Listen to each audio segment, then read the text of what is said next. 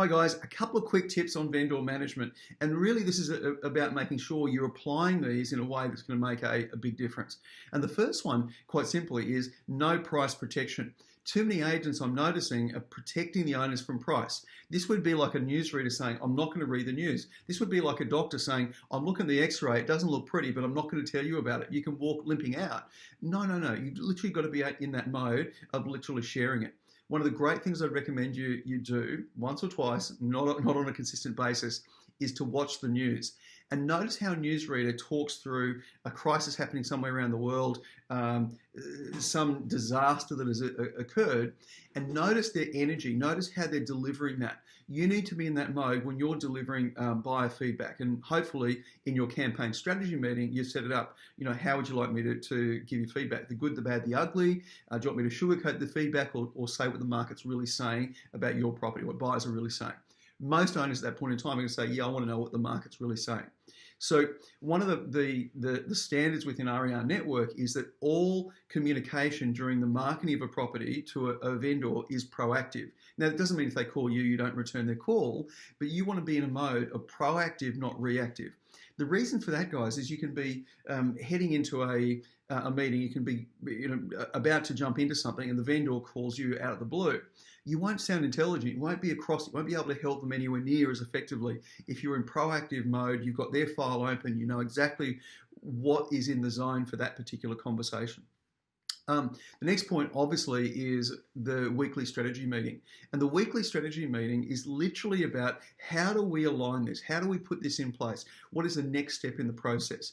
And the most important thinking, in my opinion, is to think advancement, not continuation. So as a result of this meeting, how are we going to advance the conversation? How are we going to move things forward at an accelerated pace?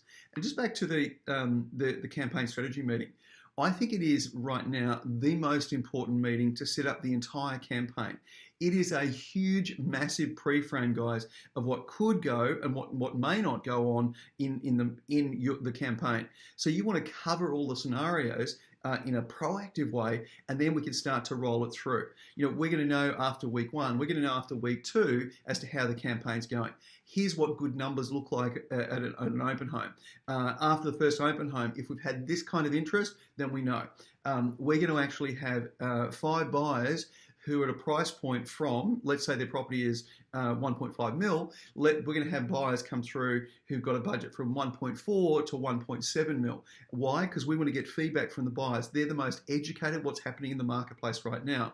And then we can sit down very early in the campaign and give you specific feedback. In fact, some of you are doing a pre-launch, get those hot buyers through early, because then you've got even better quality feedback to be able to deliver to the owners. And the other one, guys, that I'd love you to master is, even though it looks like there's one real estate market, in actual fact there's 2, and that's properties that are on the market and properties that are in the market. When we play the mastery game with this, it makes a massive, massive, massive difference. And as simple as that is, properties that are on the market, we know, are overpriced. They're actually helping other properties sell. There's low inspections, low interest. That leads to no offers, and therefore no choice for the vendor, and then you're just simply not moving. Properties that are in the market are priced to sell. So rather than properties on the market making other properties look like great value, properties in the market are actually priced to sell in this marketplace. So there's a good volume of inspections, there's good interest, there are buyers, there are offers coming through, which means you as an owner have choice, and that choice leads to a wonderful thing called a sale. And that means you are moving to be able to achieve the next phase of your life. Remember, we're clear you're selling the property to achieve some goals. So we're clear that our role is to get you to that place and maximize the value of this property in today's marketplace. Thanks, guys. Enjoy.